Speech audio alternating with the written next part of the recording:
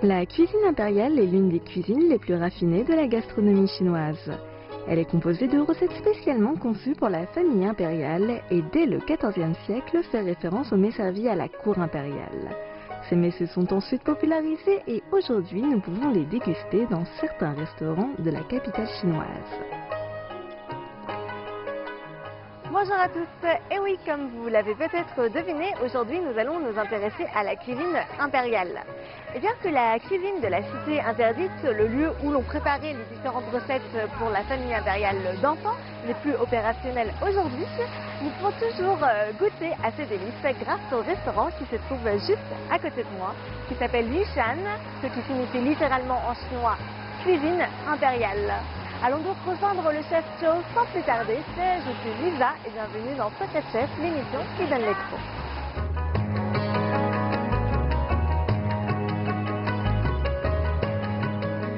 Je m'appelle Zhou Xingguang, je viens de Zhangjiakou dans le Hebei. Je suis le chef cuisinier du restaurant Yushan. J'exerce ce métier depuis 15 ans. J'excelle en cuisine du Shandong et en cuisine impériale. Bonjour chef, quelle recette impériale allez-vous nous présenter aujourd'hui? Un plat représentatif, ormeau en forme de grenouille. Pourquoi en forme de grenouille? La grenouille est l'un des symboles de bon augure en Chine. Est-ce qu'on peut réaliser d'autres formes? Oui, en forme de gourde par exemple.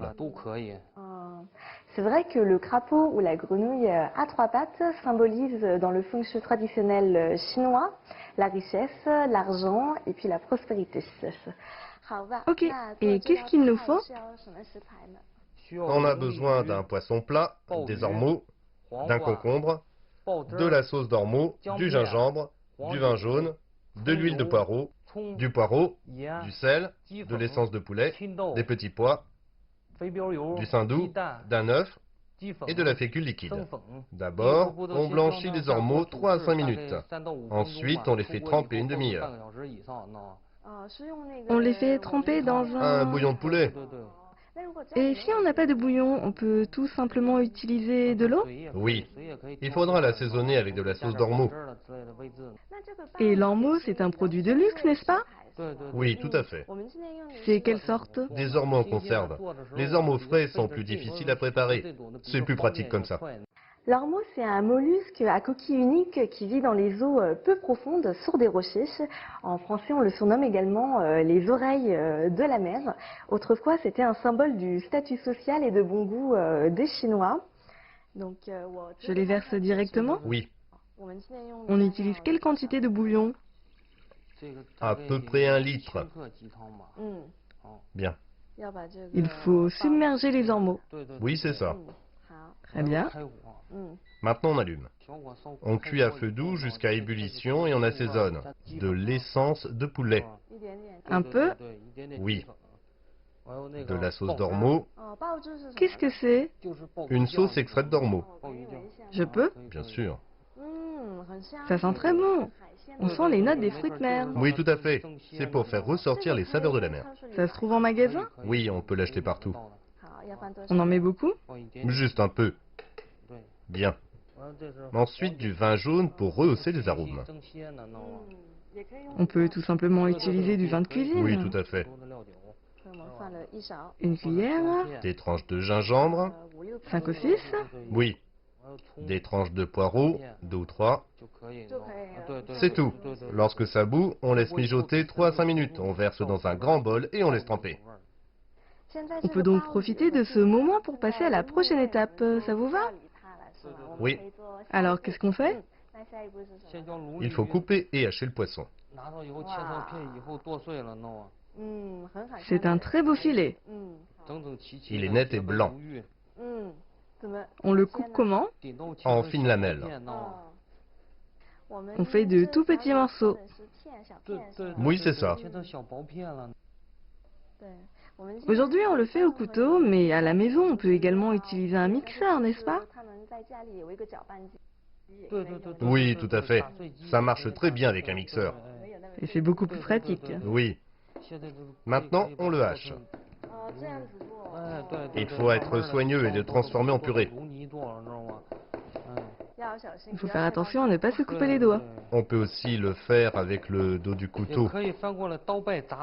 Ça rendra le hachis plus fin.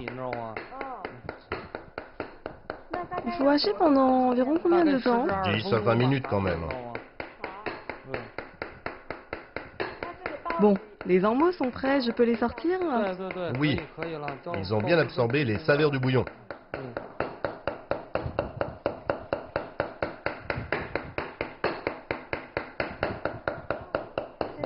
Et maintenant, il faut laisser tremper 30 minutes. Oui. On met le hachis dans un grand bol.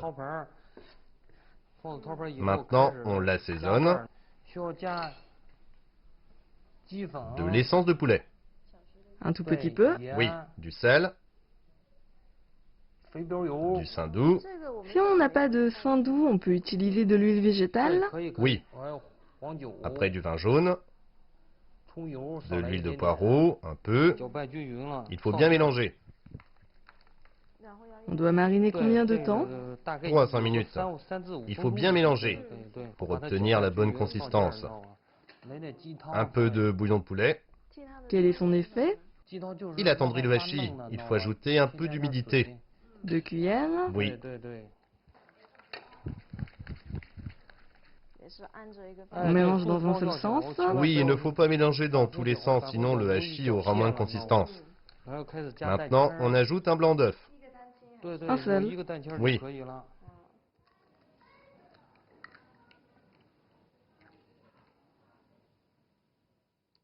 Après l'ajout de l'œuf, on continue de mélanger.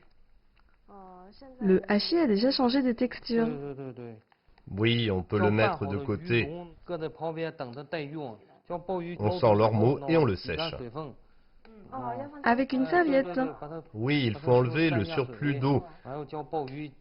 On le coupe en 2 tranches de même épaisseur. Comme ça.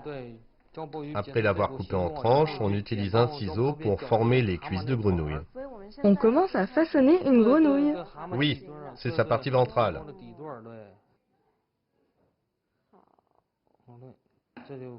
Un côté est fait. Ça ne ressemble pas à une grenouille. Vous allez voir. Il faut faire comme ça. Pour l'instant, je vois pas encore comment ça peut ressembler à une grenouille. Ah, d'accord. Vous voyez la forme d'une grenouille? C'est son ventre. Oui, c'est sa partie ventrale. Vous faites une boulette à la main. Oui, 3 boulettes sur le dessus. Une pour le corps. Oui, une pour le corps, 2 autres pour les cuisses. Ça, c'est une petite truelle. On la trempe dans de l'eau froide. On sculpte les boulettes. Pour former la grenouille. Oui, tout à fait. On trempe la truelle dans de l'eau pour que le hachis ne s'y colle pas. On y ajoute de l'humidité. Ça ressemble déjà un peu plus à une grenouille. Oui. Coupons le concombre en fils pour en faire les rayures. Cette partie du concombre est rugueuse. On utilise plutôt la partie lisse du concombre. Il faut choisir un beau concombre. Oui, il faut faire rouler le concombre sur la planche et enlever la peau. On n'utilise pas la pulpe. Non, seulement la peau. Les rayures doivent être vertes. Ouais, c'est vraiment très fin, hein. On ne garde que la peau. Oui. On enlève la pulpe du concombre. C'est très technique, hein. Oui, la lamelle doit être très fine. On enlève toute la pulpe. Vous avez vu, il ne me reste plus que la peau de concombre. C'est vraiment très très fin. Ok, et après? On coupe la peau de concombre en fils. Vous avez vu sa main, il pose le couteau près de cette intersection et il coupe comme ça.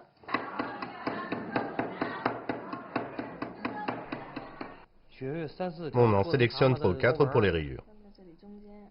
On le pose au milieu. Pour la rayure du milieu. Après, on en posera sur le côté. Il faut tirer un peu le fil pour en faire une courbe. On le met ici. Il y a 3 rayures sur le dos. Oui, 3. C'est vraiment un travail très précis et très minutieux. Maintenant, on fait les rayures des cuisses, une par cuisse. Regardez le résultat. Oui, c'est vrai. Maintenant, on ajoute les yeux, C'est fait avec... des petits pois. Afin qu'ils collent, il faut les tremper dans de la farine. Comme ça, les petits pois ne tomberont pas. Oui, avec de la farine classique. Un petit peu. On met les petits pois en devant. Voilà, la grenouille prend forme. Il faut presser un peu les fils de concombre, comme ça ils resteront intacts lors de la cuisson. On presse un peu pour qu'ils se collent bien au hachis. Voilà, une grenouille est faite. C'est ça. On doit encore en faire 9. Oui, Continuons alors. ok. On peut cuire les ormeaux en forme de grenouille à la vapeur. Combien de temps? À peu près une dizaine de minutes. Bon, allons-y. D'accord.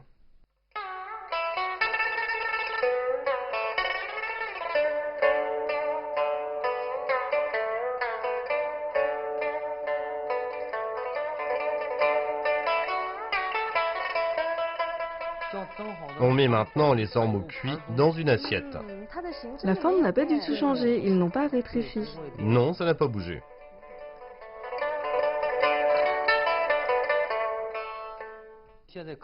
Maintenant, on prépare une sauce transparente, du bouillon de poulet.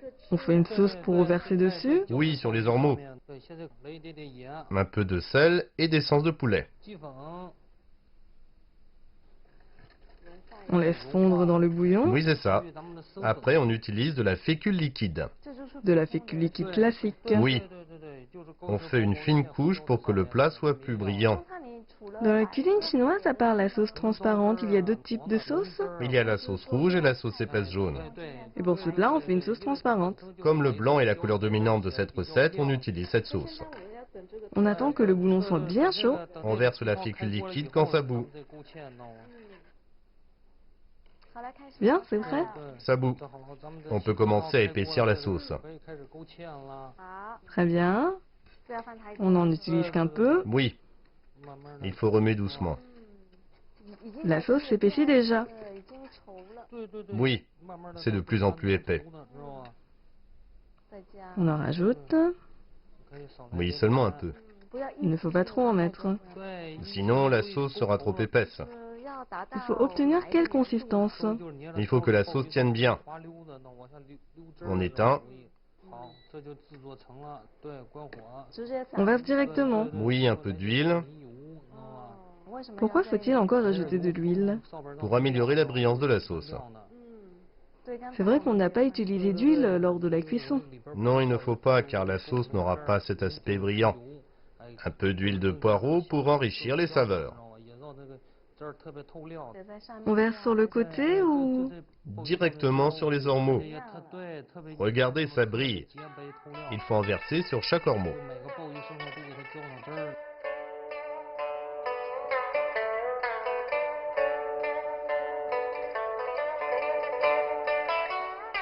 Super, merci chef, c'est magnifique. Et maintenant, nous pouvons tout de suite passer à la dégustation. Fujian, le petit frère du dernier empereur de Chine, Puyi, aurait mangé dans ce restaurant et aurait dit que la cuisine impériale était authentique. Ce n'est pas rien, n'est-ce pas? Déjà, c'est très pictural, ça donne tout de suite envie de déguster. C'est très esthétique. Alors, goûtons à notre plat. Hop.